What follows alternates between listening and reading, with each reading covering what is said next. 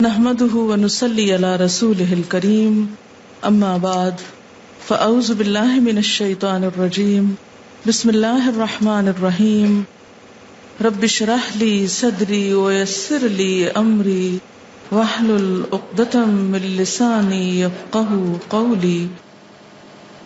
دعا کے آداب میں سے یہ بات آپ سب کو معلوم ہے کہ اگر دعا مانگنے سے پہلے اللہ کی تسبیح، حمد و ثنا، تعریف کی جائے تو یہ چیز اللہ تعالی کی رحمت کو جوش میں لانے کا ذریعہ بنتی ہے اور دعا کی قبولیت کا بھی۔ دوسری چیز درود شریف ہے، اس لیے دعائیں شروع ہونے سے پہلے تسبیح بھی ہے اور درود شریف بھی ہے۔ یہاں مختصر اس لیے لکھا گیا ہے کہ کم از کم یہ کلمات پڑھنا انسان کے لیے کچھ مشکل نہیں۔ سبحان اللہ وبحمدہ عدد خلقہ ورضا نفسہ وزنة عرشہ ومداد کلماتہ۔ سبحان اللہ، پاک ہے اللہ، وبحمدہ، اور اس کی تعریف کے ساتھ، یعنی میں اس کی پاکی بیان کرتی ہوں۔ عدد خلقہ، اس کی مخلوق کی تعداد کے مطابق، کے برابر۔ عدد گنتی، تعداد، خلق بمعنی مخلوق، یعنی جتنی اس کی مخلوق ہے، اس کی جتنی تعداد ہے، جتنی اس کی کریشن ہے، ان سب کی تعداد کے برابر، گنتی کے برابر۔ وردا، اور رضامندی، نفس ہی، اس کے نفس کی، یعنی اس کے نفس کی یا اللہ تعالی کی ذات جس چیز پہ راضی ہے اور جتنی تعریف پہ راضی ہے اتنی تعریف کرتی ہوں۔ وزنۃ عرشہ، اور اس کے عرش کے وزن کے برابر، یعنی جس عرش پر اللہ تعالی متمکن ہے اس کا جتنا وزن ہے ہم تو اس کا احاطہ بھی نہیں کر سکتے، اس کے برابر۔ ومداد، اور سیاہی، کلمات ہی، اس کے کلمات کے لکھنے کی، یعنی قرآن پاک میں آتا ہے کہ اگر سارے سمندر سیاہی بن جائیں اور اتنے ہی اور بھی، اور سارے درخت قلمیں بن جائیں اور اللہ کے کلمات، اس کی تعریف لکھی جانے لگے تو سارے سمندر خشک ہو جائیں لیکن اللہ کی باتیں کبھی ختم نہ ہوں۔ تو اس لیے اس کے کلمات یا اس کی باتیں لکھنے کے لیے جتنی سیاہی چاہیے اس کے برابر۔ یہ مسنون تسبیح ہے اور بہت ہی خوبصورت، چند لفظ ہیں لیکن ایک بندہ مومن کے دل کے اندر اللہ تعالی کی محبت کے لیے، اس کی عظمت بیان کرنے کے لیے جو اس کے جذبات ہیں اس کی ایک عکاسی ہے۔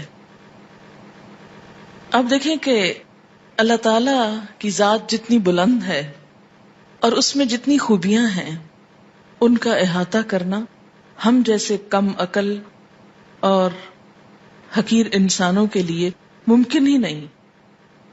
نہ وہ ہماری عقل میں سما سکتا ہے، نہ ہمارے تصور میں، اور نہ ہی ہماری اتنی زندگی ہے، نہ ہماری اتنی قوت ہے، نہ اتنی طاقت ہے، مجال ہے کہ ہم واقعی اس کی تعریف کا حق ادا کر سکیں۔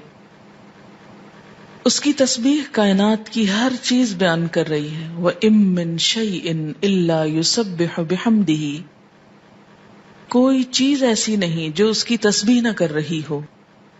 وَلَٰكِن لَّا تَفْقَهُونَ تَسْبِيحَهُمْ، لیکن تم ان کی تسبیح کو سمجھتے نہیں ہو۔ سبح للہ ما فی السماوات وما فی الارض، تسبیح کر رہی ہے اللہ کی ہر وہ چیز جو آسمانوں میں ہے، ہر وہ جو زمین میں ہے۔ جب ہر چیز اس کی تسبیح میں لگی ہوئی ہے تو میری زبان اس کی تسبیح سے خالی کیوں رہے؟ اگر میں نہیں کروں گی تو میری محرومی ہے، اللہ تعالیٰ کا تو کچھ بھی نقصان نہیں۔ بے شمار فرشتے صرف پیدا ہی اس لیے ہوئے ہیں کہ وہ اللہ کی تسبیح بیان کریں، اس کی تعریف بیان کریں. اس لیے تسبیح کرنا سراسر خود انسان کے اپنے فائدے کے لیے ہے. اس طرح انسان باقی کائنات کا ہم نوا ہو جاتا ہے. جس ذات سے جتنی محبت ہوتی ہے اس کے لیے الفاظ کا چناؤ اتنا ہی مشکل کام ہوتا ہے، اور اللہ کی تعریف کے لیے الفاظ کا چناؤ ہم عام انسانوں کے بس میں نہیں. اس لیے ہمیں لازمی طور پر سہارا لینا ہے نبی صلی اللہ علیہ وسلم کے الفاظ کا. تو آپ نے جو الفاظ سکھائے مسنون بھی ہیں اور بہت جامع بھی ہیں.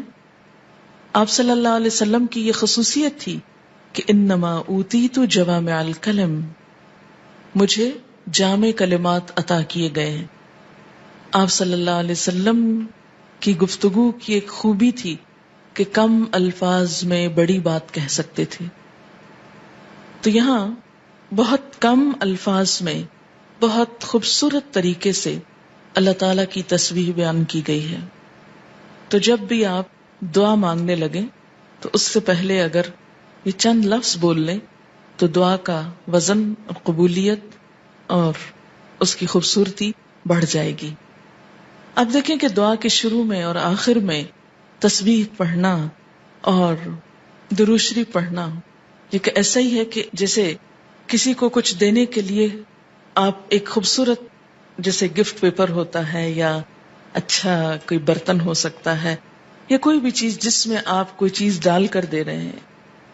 مثلاً آپ نے ایک خوبصورت خط لکھا اور گندے سے انویلپ میں ڈال کے دے دیں تو وہ تاثر کیسا ہوتا ہے؟ درست نہیں ہوتا. اسی طرح آپ اچھی سے اچھی بات کہنا چاہیں مگر الفاظ اچھے نہ ہوں تو اس کے اندر خوبی نہیں آئے گی اچھی سے اچھی بات میں. تو الفاظ کا اچھا چناؤ اور دعاؤں کے آگے پیچھے اللہ کی تسبیح یہ بہت ہی ضروری ہے اور بہت مفید ہے، اور اس سے بڑھ کر جامع الفاظ کم ہی ملیں گے آپ کو. اس لیے ان کو یاد بھی کر لیجئے اور عادت بھی بنا لیجئے. اب اس شعور کے ساتھ جو کچھ ہم نے اس کا معنی سمجھا ہے، مثلاً عدد خلقی ہی، تو آپ سوچئے ذرا کہ اس کی مخلوق کی گنتی.